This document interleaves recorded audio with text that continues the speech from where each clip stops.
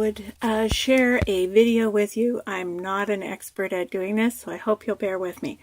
Today it's just kind of going along on Jeannie's idea of limited supplies and some of the cool things that you can do. So this is actually a piece of mail envelope that came in the mail, and all I've done is a couple of things.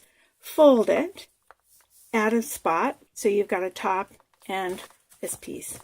Then I trim off a very tiny little edge, so that's going to make a pocket here. And this will make a pocket here when we glue it. And then I've cut off another little tiny edge, and that makes a pocket there. So you get 3 pockets with this, and then once you glue this down either fully or partly, like this, you can have a tuck spot, or you can have a 4th pocket in the back once it's attached to your journal. Okay, so I always like to ink all the edges when I do these, because if there's any stuff left over, it's not peeking out. I've been going through the stash looking for all the leftover bits and pieces that I have from other projects. I had a bit of this digi paper left over, so I've just kind of cut it roughly to fit, and one piece is going to go up here, and we're going to glue it on there, so bear with me while I do this. This one I have not inked, but you can ink it before you glue down all your pockets, so it's not the end of the world. You can go through your stash. You've got leftover paper, go for, of course the glue is not going to work. You can go through and find all the stuff that you have left over from projects. If you're starting out, you don't have a lot of stuff, you can use old book pages. You can use something interesting out of a magazine if it kind of goes with your project. I like book pages or dictionary pages better, but hey, anything that works is a good thing. And all we're doing now is using up our leftover stuff, and it's not going to look like it when we're finished. My glue is really being bad. Okay, so this piece is going to go on here, and I am lining it up with this edge over here. Anything that doesn't quite go where you want it, you can always trim off the tops or bottoms, so don't worry terribly. I always leave a little bit of overhang on one side just in case something goes awry and I need a little bit of extra edging. Then I just go ahead and trim this off with a pair of scissors at the end so you don't see it. Okay, so there's the one glued down.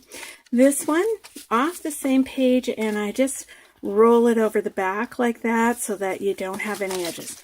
So when you're rolling over, if you decide you want to do that, I always cut these edges on a little bit of an angle so nothing is hanging out, hiding, and sticking out looking white when you do it. Now the big trick with this second one, because I have lines on this paper, I hope you can see that, is I want them to line up, right? See, can you see that little bit? I still have a little bit there, and I'll trim that as I'm going. More importantly, you just want to make sure you get stuff lined up. So this is going to get glued on here like this. Hopefully, why is it the glue never works when you want it to, and the rest of the time you've got glue everywhere? It's like karma comes back to bite you every time you want to try making something. Okay, it's not going to go there. So just line your edges up. This is why it's good to sort of ink your edges. Make sure they line up with the ones up top there. Spunk it around a little, and there it is. So we'll pretend my glue is sticking better than it is, because this is really frustrating. All right, I had it ready before we started, and it's still being bad. So you can see the little bit of overhang that I've got here, and that you just trim off. But you can tell it's an envelope from the mail, and we're just happily recycling it into something that we can use in our journals, right? Okay, so we're going to glue that down. Now, the next piece would be, let me get my scissors. I'm going to trim off this little bit of an edge that I've got here so that it is not hanging over. All right, I hope you can see that. I'm not out of the frame, am I? I can't see a darn thing. Okay, and then you're going to get your hole punch if you've got one. Not a hole punch, round circle punch. Sorry, guys. All right, make sure it's kind of right, sort of semi in the center. Little tiny slice. That gives you a hint. There's a pocket there. You could do it on this one if you wanted to, but they look pretty obvious. And then this one here, again, I'm going to trim because now this is hanging over. And I know where it's sitting because I've glued it down, so I don't really have to worry about that anymore. Okay, and that's going to get a little crooked. All right, one more time. Bear with me. I'm doing this upstairs because my husband's watching something on TV and it's so noisy you can't hear a darn thing. Okay, second one, I'm going to trim this top one. And again, you're going to go around and you're inking. I did a lot of this ahead of time just so this video didn't take up 400 hours. All right. Now, if you're like me and you don't really like that green sticking out from your envelope because it doesn't really look like it, this is where leftover bits of paper go. Take your scissors, cut something out. You see, I've been making leaves for my decorations, and there's all these little leftover pieces, and that's all the stuff you want to try and use up for these kind of oops, sorry guys, you've been falling over. I'm sure you're thrilled. Okay, so I just kind of ink this up so it's not so, wait, oh my god, it's going to fall over again. Sorry. I'm trying to work in a really tight space here because I don't have much room and it's way too noisy downstairs. So, all right, and you would just glue this in here to cover that green checker because that doesn't really go very well with our project, okay? The next thing, then you glue these down along here and along there. That makes your second pocket. Glue not sticking.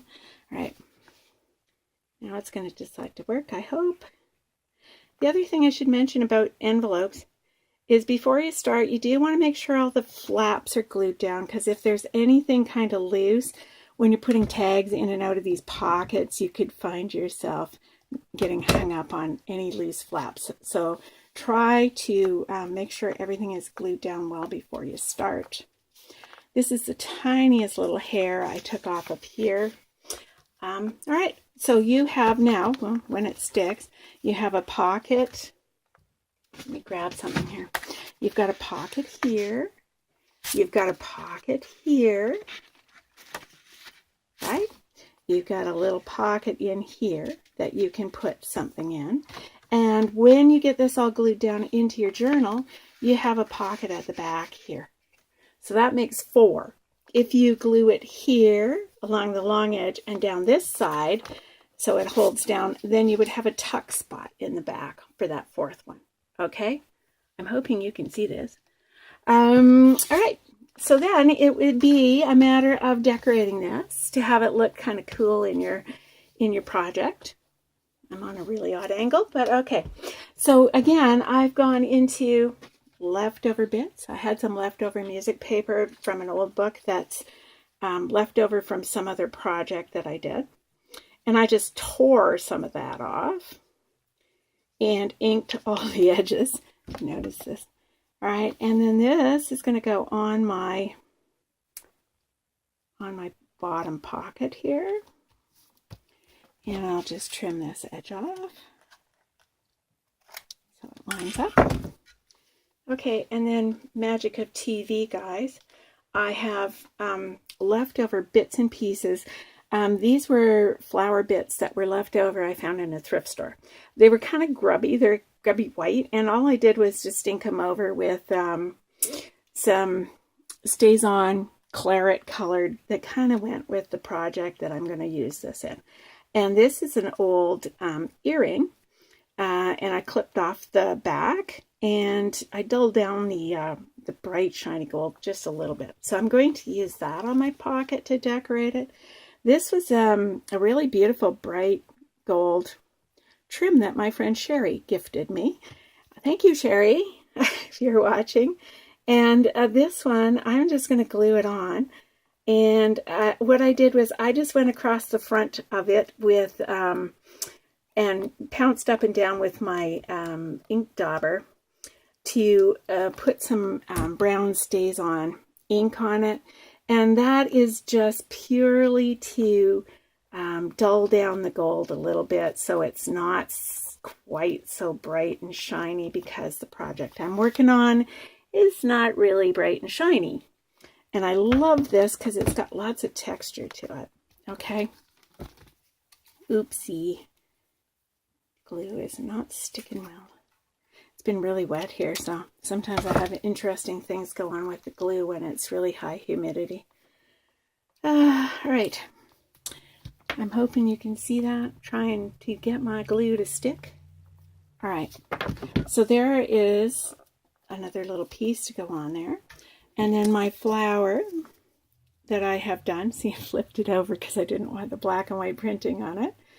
I'm going to glue on here like this. All right, and we're going to put it right there and push it down. So I'm kind of hurrying this along a little. I have cut out a bunch of leaves. Now, leaves, I just use white paper and 3 or 4 different colors of ink. I'm not big on buying leaves or using fabric leaves. They're just not that exciting. So they start out totally white, like that. Just punch them out of white card. Okay. The next thing I do is I use the darkest color green that I have. One of my favorite ones is forest moss. And I like to put veins and stuff so my leaves don't just look really flat and not very dimensional. So any leaf pattern that you've got that's got veins on it, doesn't matter if it fits, just use the fatter part of the leaf to cover your leaf. Okay. And then I use a dauber, which is now hiding on me, but I rub them over 3 different times. So the first go round is a color like crushed olive, which is really bright green. It's a fairly yellow green, so it's quite bright. And then the second go round that I do, I use peeled paint, which darkens, but I still try and leave a little bit of the bright green in the middle there. And then I go around the edges one more time with the forest moss to really darken up the edges so they're a lot darker. And then I usually pick some sort of color that might go with the project. Mostly I like to use reds or something like that. If you notice on rose leaves when you look at them or something like that, they always have a bit of a tinge of this sort of pinky red. I have a color called rhubarb stock that I really like. This one is a Stampin' Up! One called Rose Red, which I used on these ones. And then I just kind of take any kind of round thing like a pencil or like my paintbrushes, and I curl them a little bit and twist at the same time so that the leaves get a bit of a curl to them. And when you tuck them in here and you've got these multicolored leaves like this, they really pop off your project. I'm hoping you can see that. I'll try and get it closer so you can see. And normally I would do 3, so another one up in here somewhere. And that's basically your pocket. So you can stick a tag here, you can stick a tag here, you can stick a tag here, and you can make a tuck if you glue it right, or you can make another full pocket in behind there. And all made out of your local mail. All right, thanks for watching. Bye.